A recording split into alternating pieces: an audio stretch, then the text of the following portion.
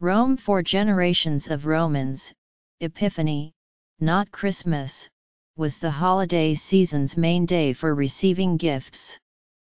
They are dispensed overnight, according to Italian folklore, by the Befana, a broom-riding old hag with a strict naughty or nice ethic. To fall on her wrong side was to wake up on January 6 to a stocking full of coal. The Befana's traditional headquarters, a kiosk-filled market in the central Piazza Navona, here where vendors hawk trinkets, toys, and sticky sweets, was a beloved annual pilgrimage, a kid magnet of excitement, fun, and sugar highs. This year, Roman families turned out as usual, many with strollers in tow, on a sunny and warm Saturday. But it was evident that times had changed, and a cloud hung over the market. Concerns about terrorism had choked off the event, and as lines formed at the entrances to the elegant Baroque square, police and carabinieri officers stood at steel barriers. Agents wielding metal detectors scanned knapsacks under the startled gaze of wide-eyed children. Earlier in the week, the square had been placed under special surveillance. Truth be told, the Befana market had been in a slump for several years. 3 years ago, vendors and city officials clashed over the dwindling quality of the market and accusations of favoritism that effectively exiled commercial booths from the square. They returned this year, but the authorities drastically reduced their number and toughened the requirements for concession stands. Bitter squabbles with city authorities over the additional security measures and who would foot the bill had also delayed the opening for weeks, causing some vendors who had snapped up some of the 50-odd licenses available to opt out. Even though the sun was shining, Paolo Padovani, whose Creche figurine kiosk has been a Piazza Navona staple since 1926, was gloomy. It's been a disaster, he said. Usually, the market opens at the beginning of December. This year, the stands were not up and running until December 19, when most people have already put up their nativity scenes, he said. Sales plummeted, he said, because people got fed up with waiting. Donato Colangelo, a greeter at one of the restaurants that line the graceful square, said this past week, "It's a sad sight." The market at Piazza Navona was known throughout the world. Now it's a different Rome, it's a different piazza, he added. But then the whole world has changed. Among the signs of that change are the ubiquitous law enforcement officers occupying the square. After terrorist attacks in European cities like Nice, France, and an assault on the Christmas market in Berlin in 2016, security was increased throughout Italy over the holidays, especially in high-risk areas and at attractions that regularly draw crowds. At Piazza Navona, in addition to the checks at the square's entrances, army trucks were parked at strategic points and dozens of officers strolled among civilian visitors.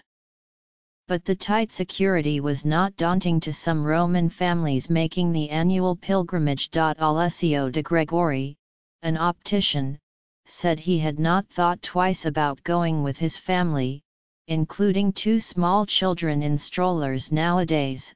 Security measures are everywhere, he said on Saturday, adding that he believed Rome was immune from a terrorist attack. "We are lucky," he said. "As long as we have this Pope, nothing will happen. At least, I hope so." The Christian feast of the Epiphany celebrates the visit of the Magi to the baby Jesus, but in Italy, the Befana tradition grew out of ancient pagan rituals and it has been celebrated in one form or another for centuries. On Friday, the Farmers Association Coldiretti estimated that 45% of all households in the country hung up a Befana stocking. That happens, the association said in a statement, even among those who do not celebrate the holiday, or who do not have children at home. But the holiday spirit is especially heartfelt in the capital. Rome's native bard, Giuseppe Gioacchino composed odes to the Befana in the 19th century. The composer and violinist Ottorino Respighi titled the fourth movement of his 1928 Feste Romaine La Befana, capturing the cacophonous market. That reverence and enthusiasm seem more suited to the distance past. The holiday was abolished by Parliament in 1977, along with other religious holidays, but it was later reinstated. Now, the Piazza Navona tradition is dead, declared Sergio Balestrini, whose association has organized an annual Epiphany parade at the Vatican since 1986 to celebrate the reinstatement of the holiday. He said the market used to be a fairy tale, now it's just four bedraggled cats selling cheap Chinese toys. If we speak of tradition in cultural terms, it's gone, Mr. Balestrini said. It's become unrecognizable. We used to go to eat seasonal sweets and see the Befana.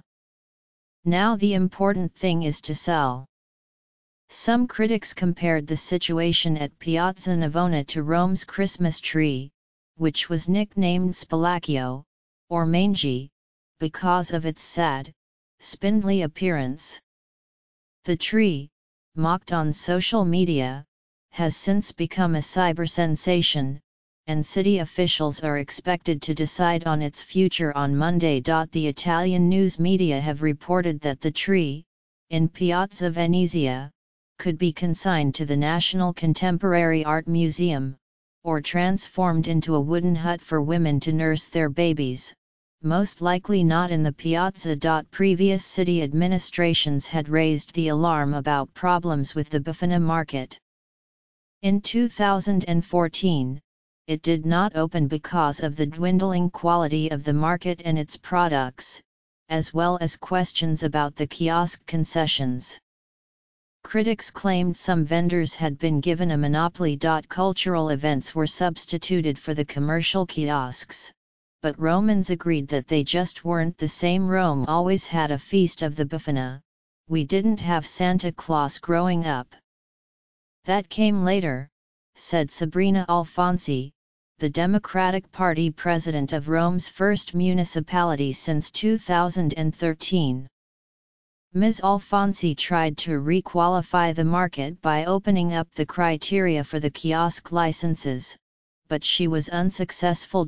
Complaints these days have mostly been directed at the city's five-star movement government, which, critics say, has been unable to give the market the shake-up it sorely needs. When city officials decided to reboot the market this year, they decreased the number of kiosks by half to make room for games and recreational activities for children and respond to the true spirit of this event, according to city documents. The trouble is, there are few child-friendly recreational activities in the square this year, save for a puppet theater with hourly shows, 3 stands with knockdown carnival games and a 19th-century German carousel, a market mainstay. When Viviana Piccirilli di Capua was a child, an indefinite number of decades ago, her parents would take her to Piazza Navona on the eve of Epiphany to stroll through the kiosks. It was such a thrill,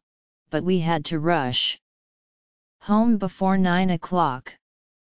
Because if the Befana didn't find you in bed when she passed by your home, you wouldn't get presents, she recalled. Over the years, the market has been ruined, losing its beauty, decor, and attention to the products, said Ms. Piccirilli, who is the president of an association of residents of Rome's historical center who has lobbied to gentrify the market. We were hoping to bring back artisanal goods and tradition, but it hasn't happened, she said. My beloved Rome has lost the ability to transmit its beauty. Why do we always show something inferior to the possibilities that this city has? Ms. Piccirilli said. Above all, this is a feast for children, but the only joyous thing is the merry-go-round.